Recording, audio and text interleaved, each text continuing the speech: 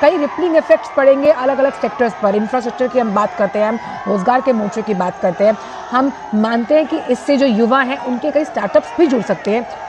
उसको भी अगर देखें तो ये दौरा इस परिप्रेक्ष्य में बहुत अहम है।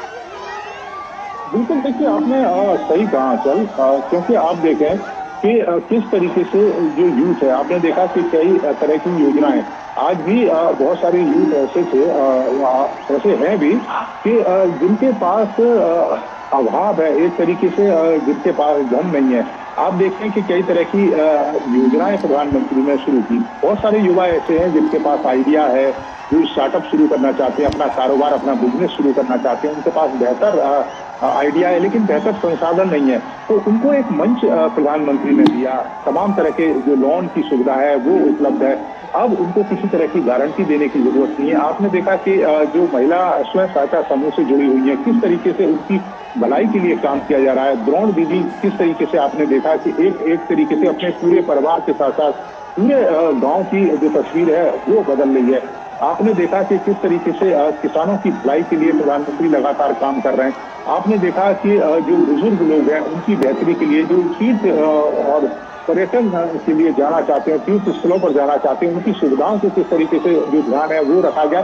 तो ये समुचित और सर्वांगीण जो विकास है वो एक दृष्टि के साथ प्रधानमंत्री एक खाका खींचते हैं और निश्चित तौर पर समाज के हर व्यक्ति, हर वर्ग को इसका जो लाभ है वो भी मिलता है।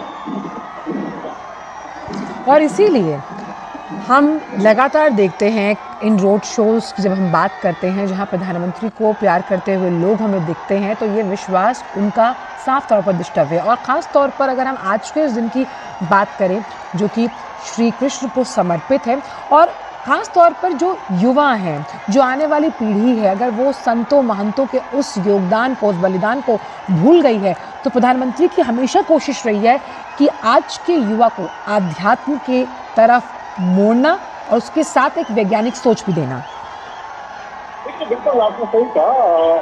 हमने देखा भी है कि जो विदेशी संस्कृति है इसी चकाचौंध में बड़ी जो आबादी है वो कहीं ना कहीं अपना नुकसान भी कर रही है। हमने देखा कि कई तरह के युवा कई तरह के गलत कार्यों में फंसकर अपने जो जीवन है उसको बर्बाद करते हैं। जबकि आप अपनी संस्कृति, अपने वेद साहित्यों को अगर आप पढ़ें, अपने तमाम जो धार्मिक स्थल हैं उनके रहस्यों को आप समझें, उनकी बातों को अगर जाने, तो आपको जीवन का जो सार है वो आपको यही मिल जाएगा। उसके लिए आपको कहीं भी जाने की जो जरूरत है वो नहीं पड़ेगी। और आप देखें कि इसी तरीके से जब यूथ अपने वेद ग्रंथों से, अपनी उन बातों से, जिनमें तमाम तरह के कल्याण की बातें की गई है, जिसमें तमाम तरह के मानव समुदाय को आगे ले जाने की बात की गई है, अगर उनको लेकर आगे बढ़ता है तो निश्चित तौर पर समाज का भी साथ होगा, समाज का भी भला होगा और इस यूथ का भी भला होगा। और यही कारण है कि जब प्रधानमंत्री किसी भी बात का जिक्र करते हैं विकसित भारत के तमाम लक्ष्यों को लेकर, तो इस यूथ का, जो भारत का जो भविष्य है, उसको लेकर भी एक कह सकते हैं कि एक दृष्टि देते हैं उनको कि उनको किस दिशा में आगे जाना चाहिए, किस तरीके से जो कार्य है वो करने चाहिए। और बड़ी संख्या में यूथ भी आकर यहाँ पर पहुंचे थे, और जो बताता है कि किस तरीके से प्रधानमंत्री को लेकर विश्वास है, प्रधानमंत्री की योजनाओं को लेकर, प्रधानमंत्री की दृष्टि को लेकर। और यही यूथ आने वाले समय में विकसित भारत के लक्ष्य को प्राप्त करने में मील का पत्थर साबित होगा, जिसका उद्देश्य प्रधानमंत्री लगातार करते हैं। और इसीलिए धर्म के जरिए,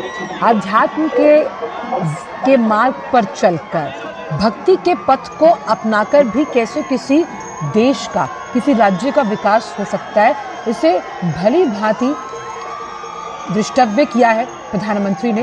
बौद्ध सर्किट को हम कैसे भूल सकते हैं, और कैसे तमाम कई ऐसे जो अमृत स्टेशंस हैं, वंदे भारत को हम जिस तरह से बात करते हैं, किस तरह से उन्हें आध्यात्मिक नगरियों से जोड़कर चलाया गया। और अगर उडुपी की बात करें और जिस कृष्ण मठ आज प्रधानमंत्री अभी कुछ ही देर में दौरा करेंगे, ये भी उसी भाव का पर्याय है कि भक्ति के मार्ग पर और ज्ञान के मार्ग पर चलकर भी राज्य के सर्वांगीण विकास में आप अहम भूमिका निभा सकते हैं। देखिए बिल्कुल आप देखें कि हमारे तमाम धर्म ग्रंथों में मानव समाज और मानव कल्याण की बात की गई है। चाहे वो किसी भी संप्रदाय का धर्म ग्रंथ हो, या किसी भी संप्रदाय के जो धार्मिक ग्रंथ हैं, उनमें हमेशा मानव कल्याण की बात की गई है। और अगर ये यूथ मानव कल्याण से जुड़ेगा तो निश्चित तौर पर इसका जो फायदा है वो संपूर्ण देश से होगा, संपूर्ण समाज को होगा। और प्रधानमंत्री जब तमाम बातों का जिक्र करते हैं तो उसमें उनका लक्ष्य भी यही रहता है कि समाज के लिए कार्य किया जाए, समाज को किस तरीके से आगे बढ़ाया जाए, सामाजिक कुरीतियों को किस तरीके से दूर किया जाए, सामाजिक कुरीतियों के स्थान पर किस तरीके से हम अपने धार्मिक ग्रंथों की जो बेहतर बातें हैं उनका स्मरण कर सकते हैं, उनसे हम उदाहरण ले सकते हैं, किस तरीके से हम कार्य कर सकते हैं। तो आप देखें कि प्रधानमंत्री की धार्मिक यात्राएं होती हैं, किस तरीके से हमने उन दृश्यों को भी देखा था कि केदारनाथ में प्रधानमंत्री ने मेडिटेशन किया था और किस तरीके से गुफा में बैठकर, और ये मेडिटेशन बताता है कि जो असीमित ऊर्जा है व्यक्ति के अंदर से किस तरीके से अपने आप को एकाग्रचित रहकर समाज की भलाई के लिए कार्य कर सकता है। हमने उन दृश्यों को भी देखा है कि जब प्रधानमंत्री काशी विश्वनाथ में जाते हैं, प्रधानमंत्री हमने देखा है कि दक्षिण भारत के तमाम जो मंदिर है, रामेश्वरम है, वहां जाकर उन्होंने किस तरीके से पूजा करी है। हमने देखा है अयोध्या में किस तरीके से